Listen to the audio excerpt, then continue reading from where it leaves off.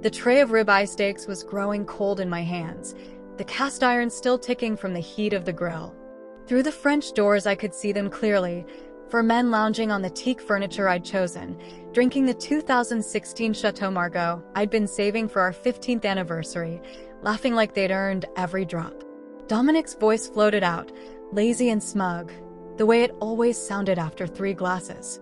I give this joke of a marriage another year, tops. She's nowhere near my level anymore.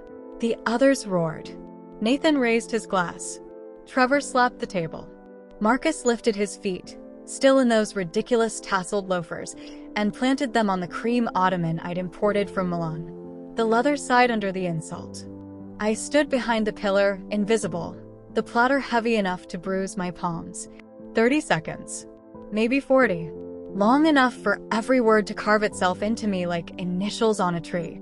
Then I walked in. The laughter died the way a record scratches to silence. I set the tray down with the softest click of iron on stone. My voice, when it came, was the same one I used to fire vendors who'd wasted 6-figure budgets. Calm, precise, final. Why wait a year? I said, smiling the way you smile at a client who's about to lose everything. Let's end it today. Dominic's glass froze halfway to his mouth. Amber liquid trembled against the crystal.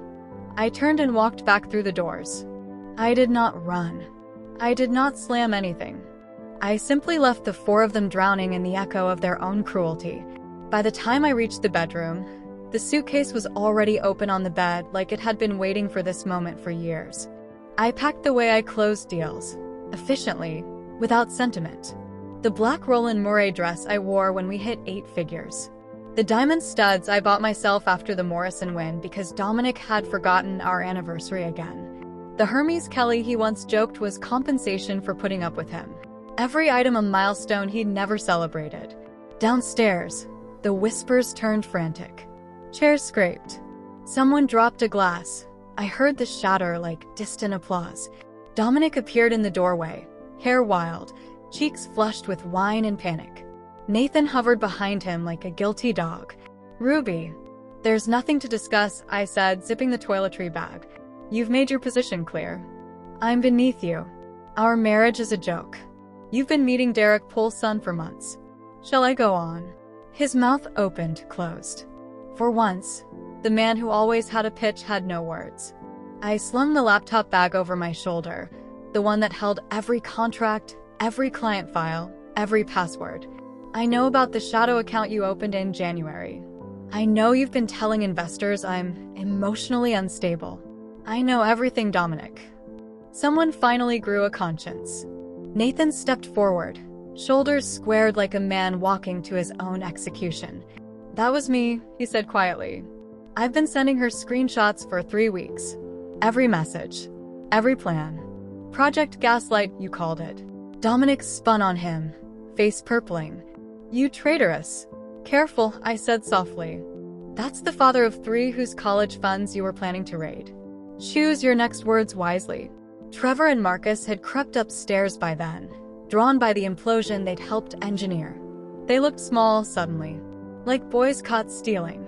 I wheeled the suitcase past them, past the wedding photos lining the hallway, smiling, younger versions of us frozen in a lie. The wheels whispered over hardwood I'd paid for, downstairs I'd designed, out the front door I'd chosen, because it reminded me of Tuscany. I did not look back. The Marriott downtown gave me the corner executive suite on the 23rd floor.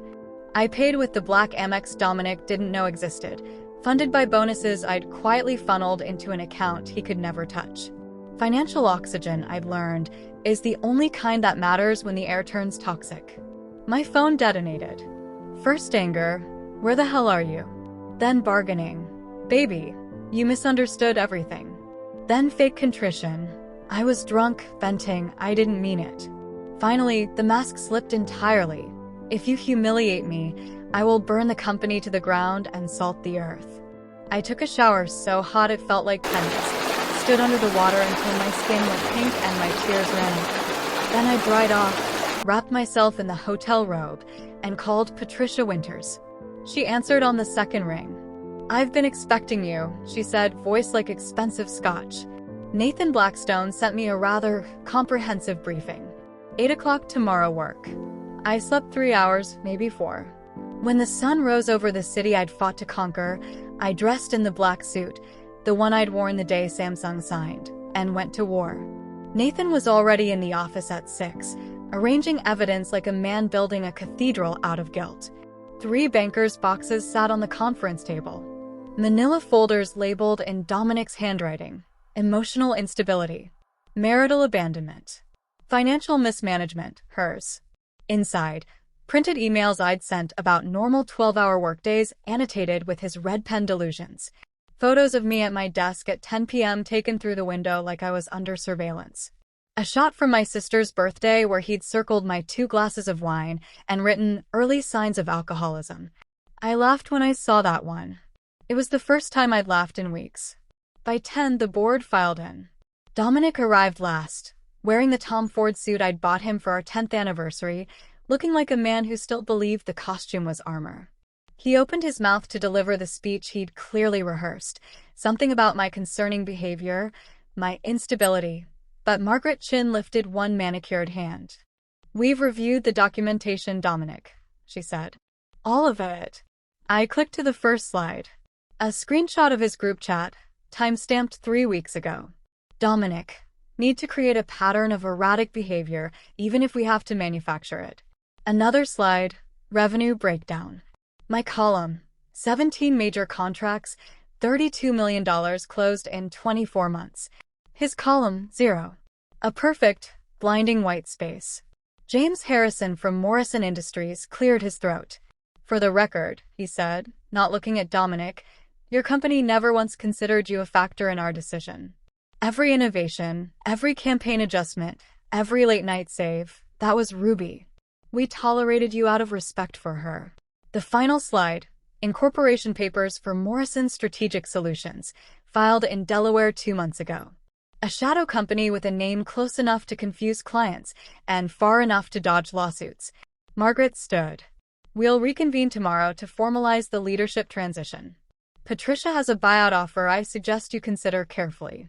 Courts tend to be less generous when fraud is this well documented." Dominic stayed seated long after everyone left, staring at the screen where his own words still glowed like an accusation. 6 months later, the divorce was finalized on a gray Tuesday that felt oddly anticlimactic. Like signing the death certificate of something that had died years earlier, we just hadn't noticed the corpse. I wore a new suit, charcoal, sharp enough to cut glass. Patricia met me in the lobby, squeezed my shoulder once, the closest she ever came to affection. Dominic was already in the conference room. The transformation stole my breath for half a second. The man who once strutted in bespoke everything now wore a wrinkled Target shirt, sleeves too short. His face was gaunt. The arrogance had been starved out of him along with 40 pounds. His latest attorney, 3rd in 6 months, looked about 12 and kept shuffling papers like a student who hadn't studied for the final. Across the table, Dominic's share of the company, 8%. Valued at just over $2 million after taxes. Enough to keep him from homelessness, not enough to golf twice a week at the country club anymore. The house mine. He'd vacated 30 days after the injunction froze his access to company accounts. The BMW. Repossessed. Turns out leasing a 7 Series on a salary you no longer earn is optimistic. He signed without looking up. As we stood to leave, he finally spoke, voice cracked and small. "I really did love you, Ruby." I paused in the doorway. "No," I said gently. "You loved the version of me that stayed small enough for you to feel tall." Then I walked out. The click of my heels on marble sounded like applause. 1 year later, Morrison Digital Innovations occupied the entire 32nd floor now. We'd added 42 employees, 3 new divisions, and a valuation that made venture capitalists cry happy tears. I hosted Thursday nights again, but the guest list had changed. Sarah, my CO, brought her wife and their new baby.